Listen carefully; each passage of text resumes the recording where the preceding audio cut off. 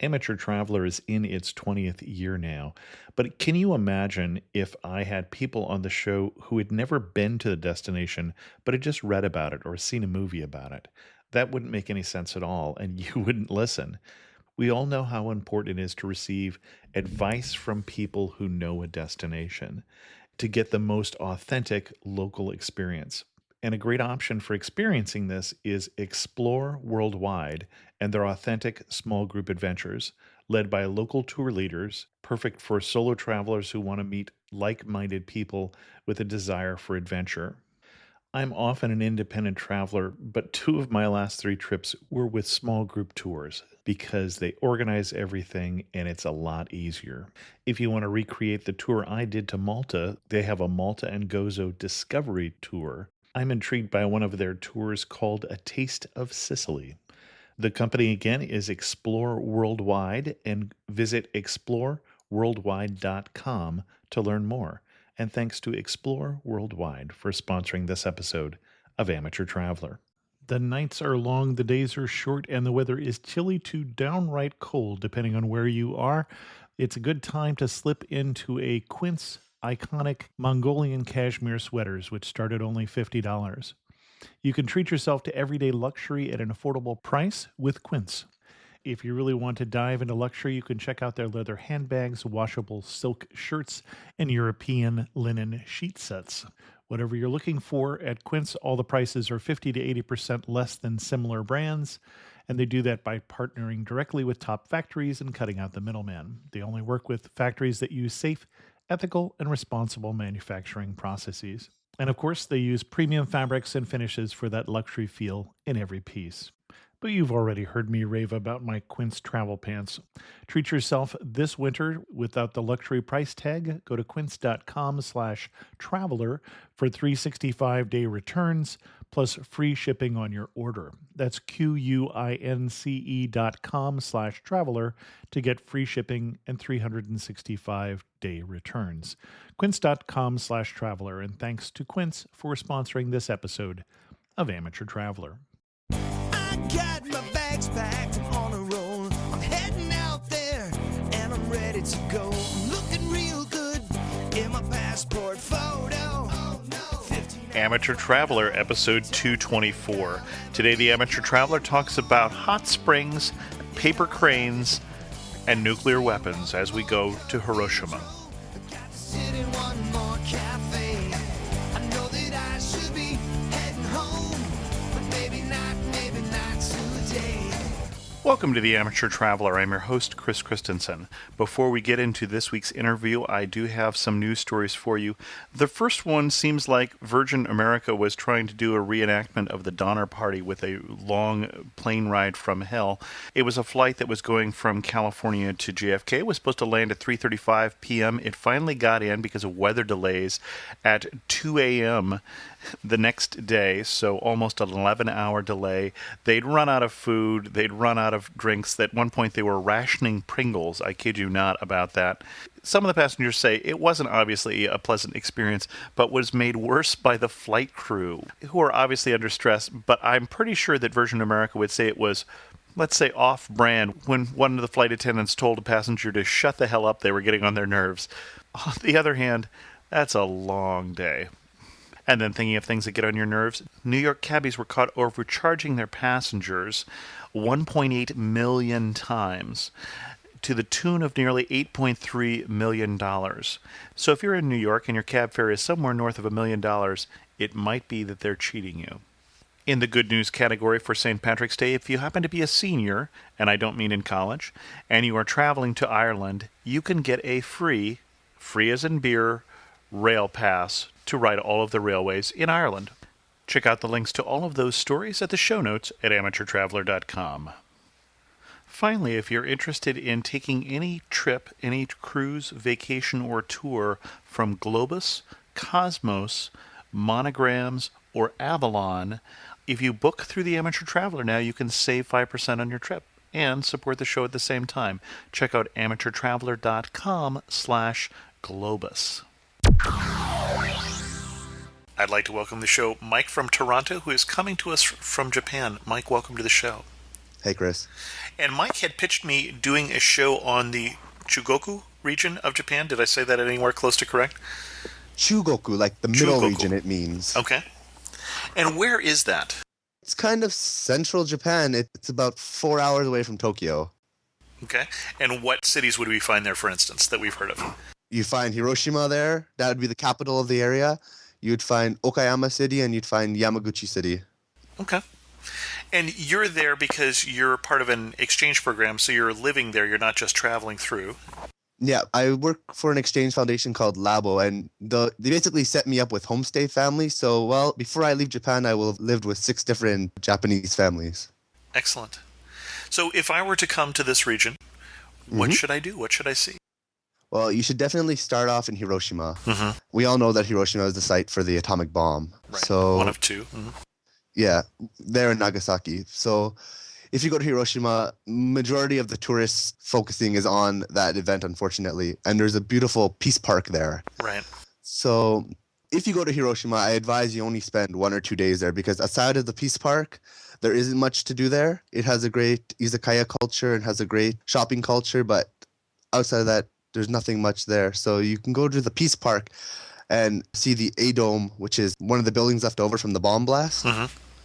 And then there's a series of shrines and monuments. And you ever seen those little paper cranes Sure. the origami cranes? Mm-hmm. Well, one of the girls who got affected by the A-bomb was called Sadako Sasaki, and she folded over 1,000 of them. And it's like Japanese customs, if you phone 1,000 of these paper cranes, your dreams come true. Uh-huh. So you'll see these giant paper cranes hanging all over the place. And they've been sent from all over the world to kind of as a peace offering for the park.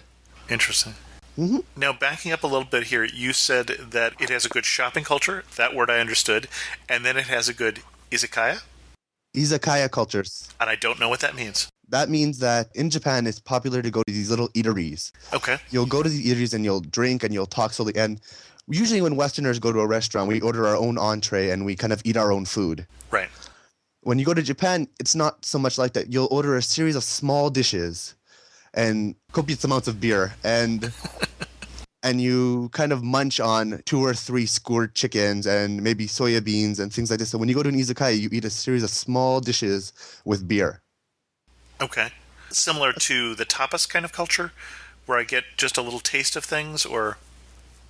Tapas is the Spanish food, right? Where you Right. get Mhm. small things. Tapas is really small. This is more of a meal, but you're just eating a series of things. Okay. Closer to dim sum than it sounds like. Yeah, it's closer to a dim sum. All right. And then you were saying you didn't think there was a lot of other things to do in Hiroshima. You want to go to the Peace Park. You want to see the A-Dome, the building that was hit by the atomic bomb. You want to see all the different monuments. You definitely want to see the shrine with all the different paper cranes, because a little while ago somebody tried to burn it down. So it's interesting to see how this beautiful site of peace is surrounded by policemen. And then you have to go to the Atomic Bomb Museum, because the things inside there you won't see anywhere else, at least nowhere else in Japan. And there's buildings with the silhouettes of people who got attacked by the bombs, and there's different comparisons of which countries have nuclear arms and which ones don't. And it's basically them trying to convince the world not to have nuclear weapons anymore. And then after you leave the Peace Park, there's also the Hiroshima-Jo, which is a beautiful castle in the town, and some very nice parks. But after that, there's not much other than the shopping culture and the eating culture. You say that as if it were a bad thing, but okay. No, I don't mean it that way. But if you, And so what would you recommend we do after that? eat okonomiyaki. Okay. Okonomiyaki is essentially a Japanese pancake. It's batter with cabbage and mayonnaise and a sweet grilling sauce. And in Hiroshima, they put noodles inside of it. And you know where Osaka is? Sure. Mm-hmm. So Osaka and Hiroshima have this huge rivalry over okonomiyaki, about which one tastes better. Essentially, the Hiroshima people like to put a lot more cabbage and noodles in their okonomiyaki, while the people from Osaka like to make it more like a fried pancake with sauce. And there are huge arguments and debates over which one of these is better. All So right. it's really interesting to go into a shop and try the different okonomiyakis, because everybody claims that theirs is the best. And if you're a tourist coming to Hiroshima, the main shopping street in Hiroshima is called Hondori. And on Hondori, there's a place called Okonomiyaki Mura, which in Japanese means like the okonomiyaki forest. And there's many, many, many, many, many, many of these little stalls all making different kinds of okonomiyaki. So after you've seen the Peace Park and you've seen the castle and you've seen the other little parks in the city, and you've shopped down the main shopping street called Hondori, you definitely need to go to Okonomiyaki Mura and try either one okonomiyaki or several okonomiyakis and taste the differences between, because it definitely is the pride of the city. Okay. And then you said a couple days in Hiroshima, then where do we go? You want to make a day trip to Miyajima. So the easiest way to get there if you're a backpacker or you're a little bit on a tight budget is you take something called the Sedan. Hiroshima doesn't have a subway system like Tokyo or Osaka. What it has is buses and streetcars. Okay. And about 40 minutes from the city, you can go to Miyajima, which is a little island famous for its giant red holy Torii shrine. I'm pretty sure I sent you a picture. And it's this giant wooden red structure standing in the water. Okay. In ancient times, the island was a very holy place. Like, the elite basically lived there. So you couldn't touch the island until you were purified. So they put this giant red holy shrine in the middle of the water so boats would go through it before they entered the land. And Miyajima is just really nice because Hiroshima is a city. And once you get to Miyajima, you feel like you've reverted back to ancient Japan because it's full of just beautiful temples and the scenery over the water is gorgeous. And it just lets you kind of have that temple and cultural side of Japan, where Hiroshima is more like a modern side of Japan. Okay. Does that make sense? Mm-hmm. And the one thing that Japanese people love to do when they travel is eat. And Miyajima is famous for oysters, and it's famous for anago, which is freshwater eel. Mm-hmm. You don't really revert back to the past because the minute you get off the boat, you get kind of shuffled through this eating district. But once you leave the eating district full of grilled oysters and eels, then you're in ancient Japan and you can see all the temples. And what a lot of people like to do is take a cable car to the top of the mountain on the island, and then you can get a very nice view of the sea and of Hiroshima. Okay. The one great thing about Miyajima is that, A, there's deers all over the place. So the way that you interact with the animals kind of makes it an adventure. When I went with a group of people, we were eating senbei, which is little Japanese crackers, and my friend accidentally carried it in his hand, and before he knew it, a deer was munching on his fingers.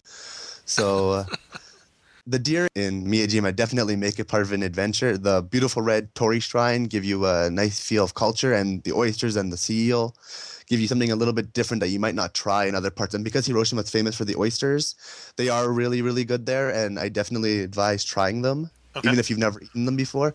And the sea eel has a different taste. In Japan, there's two types of eel, unagi and anago, and you can only try the anago in Hiroshima. So if you're trying to find something special and that you haven't tried before, you should definitely eat that while you're in Miyajima. Okay. But after you've seen the Peace Park, and then you've eaten, and then you've done a day trip in Miyajima, seen all the shrines, you want to go to Yamaguchi City. And you can do this either with the Shinkansen, if you have a train pass, or even the local train will take you there. And the Shinkansen is the fast train. Yeah. The problem with Japan is that it's really, really, really expensive. Mm-hmm. Like an hour bus ride might be $100 plus, depending on where you're going. So if you're planning to come explore the region, it is good to get the Japanese railway pass. Which will give you unlimited travel within a region. But if you're not going to do that, you should definitely research which way works for you. You should always give yourself time while you're here, because the fastest option is really, really, really fast. But the buses are really, really, really slow. So you just need to decide what works best for you. Okay. Once you leave Hiroshima and head to Yamaguchi City, it's kind of considered the Kyoto of the past. It was when people were kind of too far from Kyoto or needed another hub, they would go to Yamaguchi City because it's known for its beautiful temples and its onsen culture and things like that. Okay. And we're going to define a couple terms here. So, Sure. Onsen. Onsen is hot springs. Oh, So right. Sure. Okay. Japan is famous for its hot springs. And if you go to Yamaguchi City, their famous onsen is called Yuda. It's kind of got a funny story about a white fox who injured himself, well, I guess traveling around Japan. And when he went into the onsen, he healed himself. So the Japanese people associate this onsen with improving your health. Okay. So a lot of people travel from all over Japan just to go into this onsen and kind of rejuvenate themselves. It's also where Francis Xavier set up his church when he first came to Japan. Mm-hmm. So you get this really nice mix of traditional Japanese architecture and some Western architecture. And he was from Portugal, as I recall. Yes, he was. But I also think he died in Yamaguchi-ken. Okay. Yeah, the Christian movement didn't do very well in Japan because Right. the government was angry at them. But anyways, when you go to Yamaguchi City, there's the main temple site is called Kozen Koen and Ruikoji. Oh, I just butchered that. And it's a beautiful 5-story pagoda and basically a large park. So a lot of Japanese middle school students go there for art projects and such because they're required to like draw it to become closer to Japanese culture, I guess. Okay. But it is quite rare. I've seen many 5-story pagodas all over Japan because it's quite a staple in Buddhist culture. But this one is by far the most beautiful. Just the mixture of where it is and the natural scenery around it makes it a little bit breathtaking. Okay. And if you want to go see the church in the city after, I warn you, it is a reconstruction. It was burned down quite a while ago, but apparently it looks exactly as it did originally. So it might be something interesting if you're interested in Christian culture. Okay. And then after you're done in Yamaguchi City, I would head over to Hagi. Hagi is a preserved castle town. Okay. So all the old walls that were in the city and all the samurai residences and all the old temples kind of survived throughout time. And they're all the original buildings. If you're going to go from Yamaguchi City, it's going to take you about 3 hours by bus and maybe about an hour by train. Hagi has a bunch of districts. So they'll have the Jokamachi district or Jokamachi area, which is full of old houses and old temples. And there'll be like the castle district. So in all the places I've been in Japan, this is my 3rd time here and I've seen a lot of the country. Hagi's my favorite place because it's the most kind of preserved and it's the most rare. The castle's no longer there, but everything else pretty much seems to be intact. So if you go to the Jokamachi area, you can see all these really old samurai houses. You can see what the old walled town would have looked like. You can see the old cemetery where the local lords are kept. They're called the Moor Lords, I think is how you pronounce them. Okay. And is that shogun or they wouldn't be shogun. Shogun would have been would be above the that? military leader, and there would have been a series of daimyos. So Okay. daimyos would have been local land owners. And when the shogun lost his power, the domains lost their power as well. But a lot of these areas still feel very close to their lords. So a lot of their tombstones and a lot of maybe their favorite shrine might be preserved. And when you go to Hagi, the entire, I guess, most of the line of that daimyo family is still present in different senses. You know, you have small tombs devoted to the mother of the lord, and then you have bigger tombs devoted to the males and things like this. Hagi is a very sleepy town. I got in there from Yamaguchi-ken at 6 o'clock at night and the bus stopped working. I had to ask a local. There was a girl on the bus with me and I was terrified to talk to her because here I am, this 5'11" big foreign guy, and she's reading a book about Japanese pop stars. And I'm like, I have no idea how to start a conversation with her just to pass the time. But when I got off the bus, there was nobody there. It was just, the bus station was closed. There was no cars on the road. There was no people walking around. So I went up to this girl and I'm like, excuse me, how do I get to my youth hostel? Is there any buses? She's like, oh, no, there's no buses. Just come with me. I'll drive you. So I ended up meeting this local girl from the town who drove me to my youth hostel. And you'll notice that, like, Hiroshima is a big city. But once you leave Hiroshima and you hit Yamaguchi and then you move to Hagi, you're progressively moving farther and farther away from these large metropolitan-ish societies into these really small kind of towns.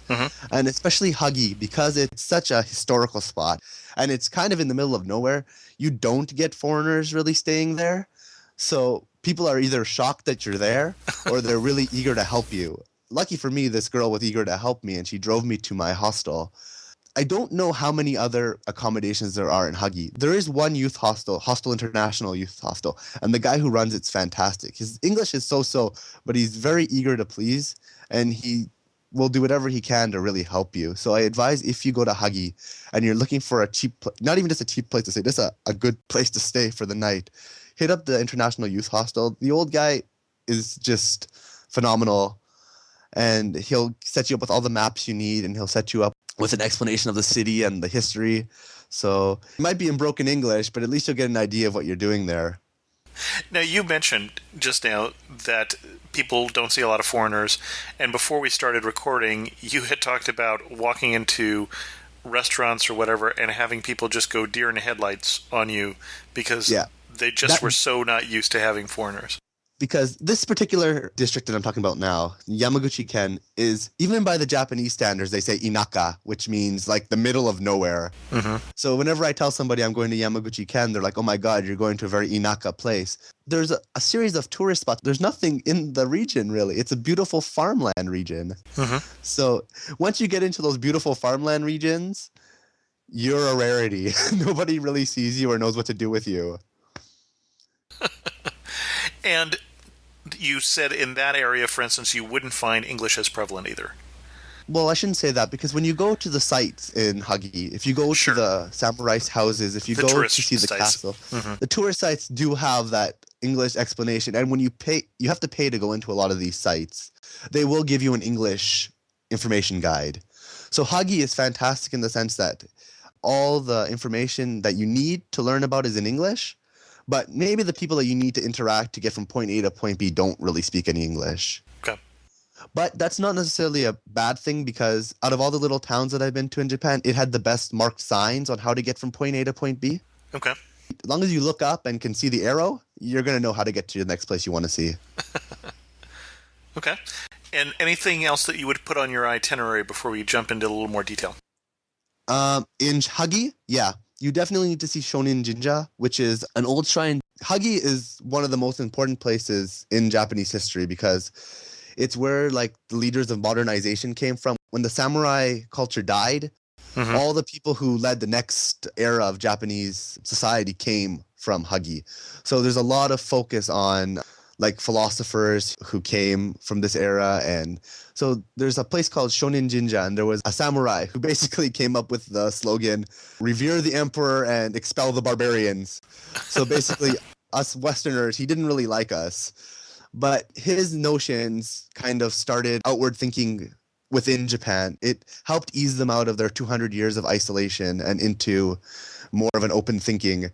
So you go to his shrine, and there's a little museum devoted to the guy who came up with this slogan. And it really is a nice little part of the city where they have his family shrine, and there's a museum devoted to him, and then the house that he lived. And so it's a really nice way to see kind of what somebody in that time would have lived and how kind of things going on would have caused him to think that way. And then there's a series of houses kind of devoted to the people who were important. Okay.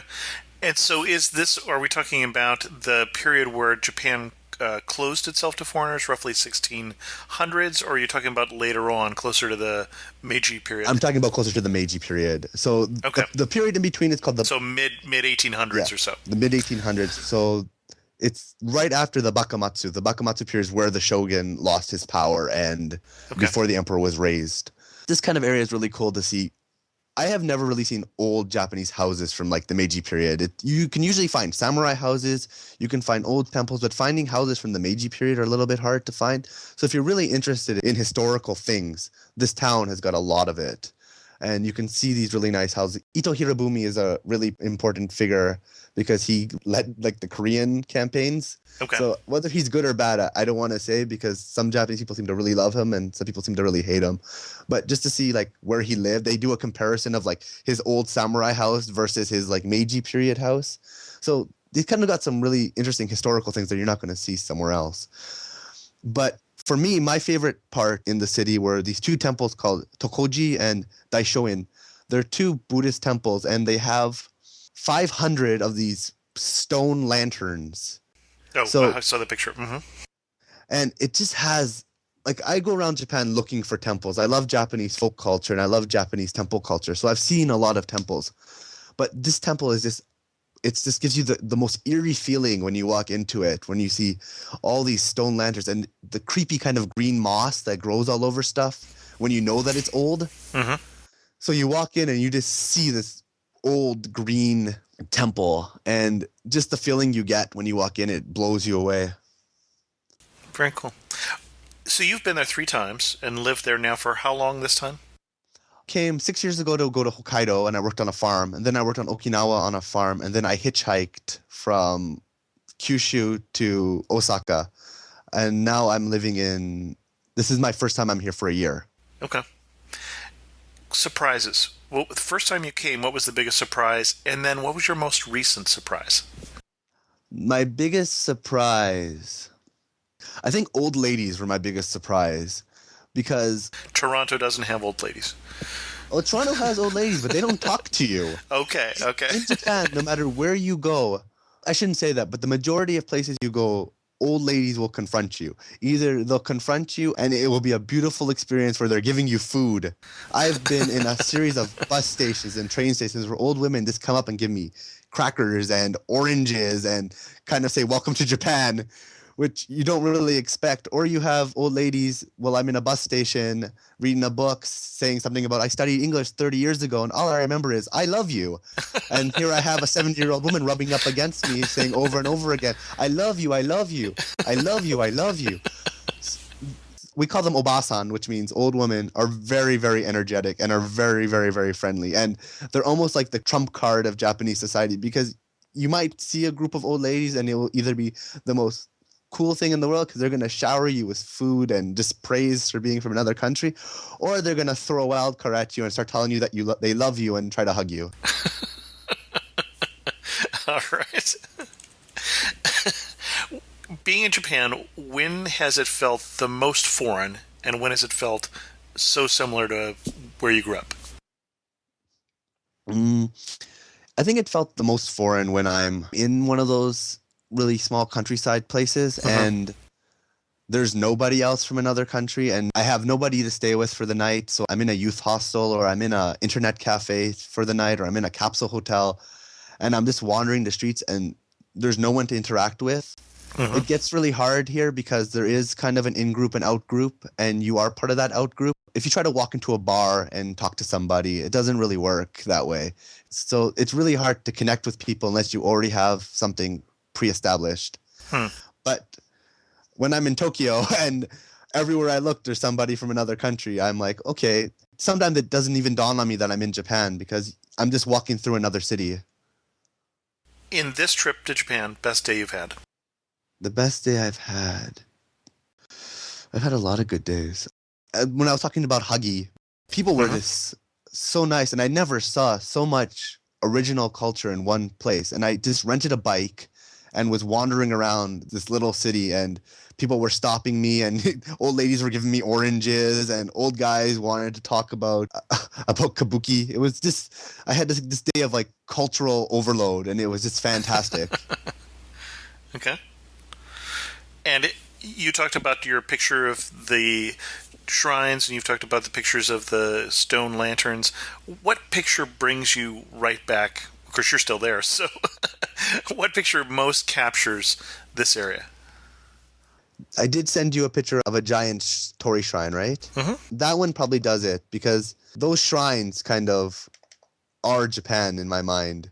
Okay. You know you're in a holy site. You know you're somewhere important when you see that giant shrine. I usually just go looking for them because I know once I find that, I'll be kind of in that cultural place I want to be. Okay. One warning you would give. You often talk about your problems with wireless on your podcast. I haven't been able to find wireless that easy while I've been in Japan. And the way that people use their computers here are very different than the way that we use them in North America. Your cell phone in Japan is your key to the internet.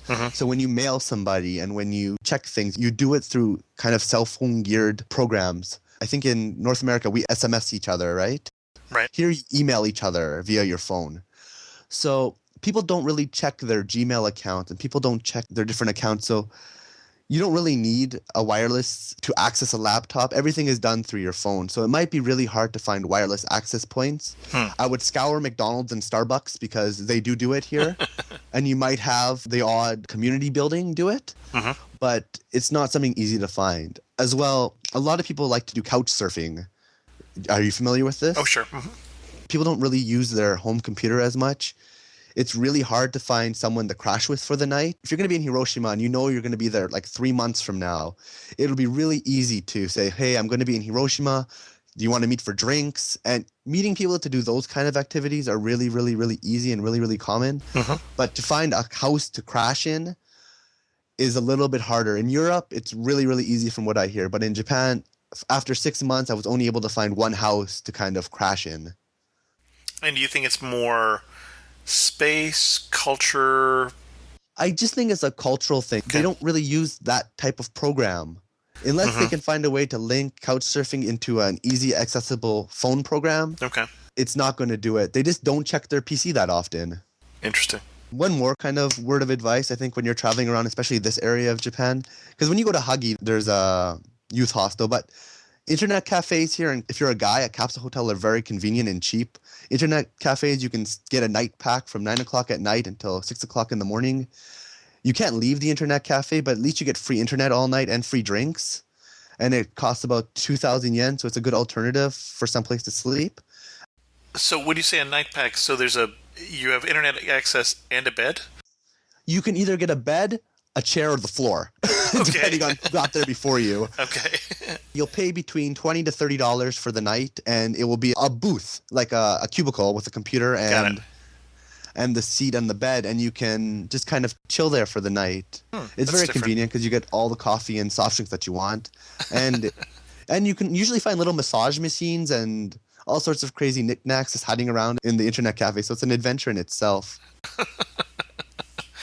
All right. If you're a guy traveling around Japan, because women aren't allowed, you can go to a capsule hotel, which is essentially, I refer to it as a coffin, but it's a hole in the wall that you can sleep. But it costs about $20 a night, but you get a really nice ofuro. It's the big Japanese-style bathroom. So you have to bathe in the public if you can handle that. The capsule hotel is a series of holes in a wall.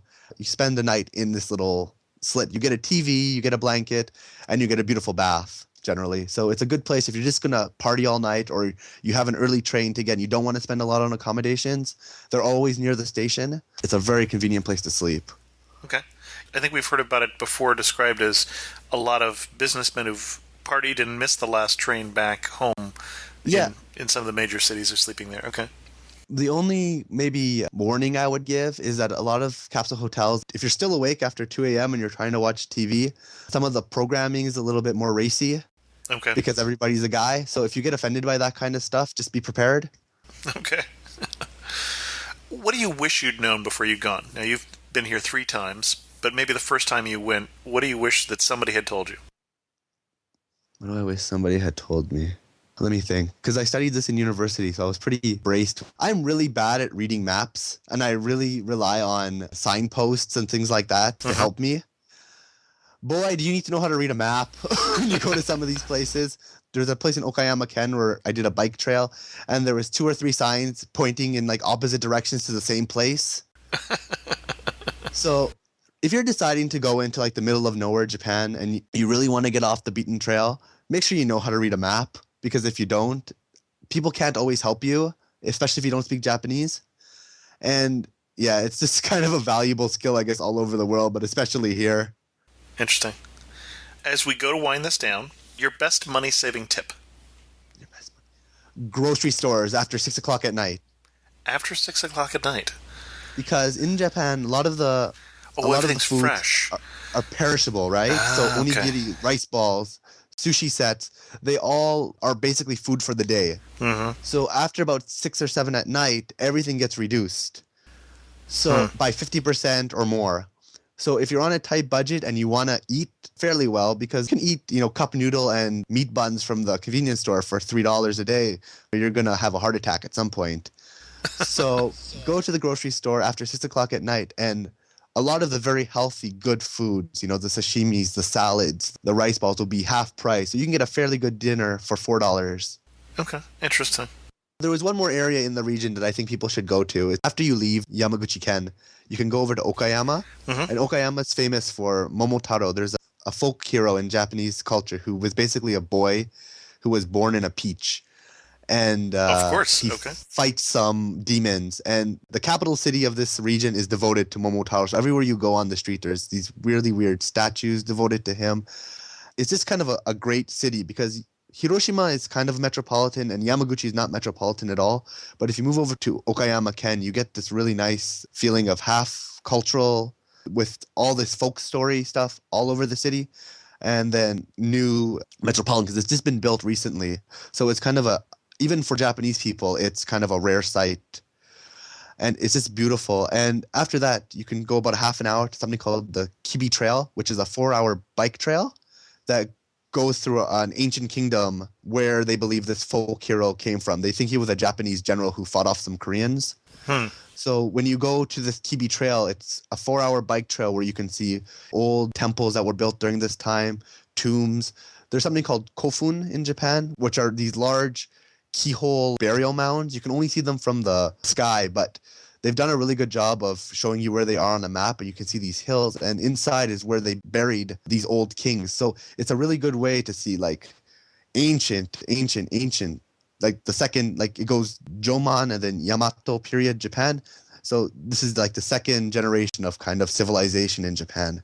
And you can see a lot of the kingdoms and tombs and just this really unique kind of historical sites if you do this trail. It takes 4 hours, and this is where all the signs went in different directions. So I didn't actually see everything. This is my regret. So before you go to do the Kibi Trail, I would definitely read a map and like preset your destinations, because a lot of the things that are on the trail itself are not very useful. There's one more place in Okayama which is really interesting, which is called Naoshima, which is an island that was basically going bankrupt, and this art group bought it out. And they changed it from a waste processing plant into an art installation. The entire island is an art installation.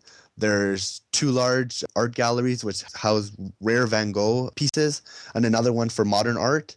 Then they've changed 4 or 5 of the old Japanese houses into works of art themselves. So you'll walk into some and it will be painted like the interior of a waterfall. Another one is like you walk into a very dark room and you can't see anything, and then they slowly bring the lights on. So there's a series of these houses which are just really different art experiences. They have a James Bond museum on the island. Apparently it was supposed to be the spot where one of the movies was going to be shot, The Man with the Red Tattoo. But it never happened, but the museum is still there. I have a picture in the photos I sent you where I'm kind of got my head in this wooden out shape. There's an ofuro, which is a bath there with a giant elephant in the middle of it. So it's just kind of this surreal island that they've created in the middle of Okayama Ken that you wouldn't know is there, and it's just kind of really, really, really interesting. Interesting. You really know you're in Chugoku when what? An old lady comes out of nowhere, drops a handful of oranges in your hand, gives you a hug, says Yosoko, like says welcome to Japan, smiles, gets on her bike, and drives away. That sounds pretty good. And if you had to describe this region in 3 words, what 3 words would you use? Historical. Okay. Rare. Okay. And this is hard. Historical, rare, and fulfilling. Interesting. Okay. Mike, thank you so much for coming on the show and sharing with us your obvious love for Japan. You're welcome, Chris. It's after midnight as I'm putting this show together, so I'm going to skip the internet resources and probably make the end of this show relatively short. I want to remind you about the photo contest, which is being held on the Amateur Traveler Facebook page. I'm enjoying the photos that you're submitting, and some of those are showing up on the blog now as well, blog.amateurtraveler.com this week, so check those out. And I'd remind you, speaking of photos, that Ralph Velasco, who is the judge for this particular contest, is also going to be joining me in that Egypt photo tour in November. Please sign up for that if you're interested before the slots go away. And then I do have a winner for the contest where I was picking somebody from the newsletter to win a Fodor's guide to Israel, but I've notified that person yet and haven't heard back, so I won't announce that this week. I do want to remind you that if you are planning on booking a Globus tour, which is who we're using for the Egypt photo tour, that you can save 5% and send you again to amateurtraveler.com/Globus. With that, we'll bring this show to a close. If you have any questions, feel free to send them to host@amateurtraveler.com or leave a comment on this episode at amateurtraveler.com. As always, thanks so much for listening.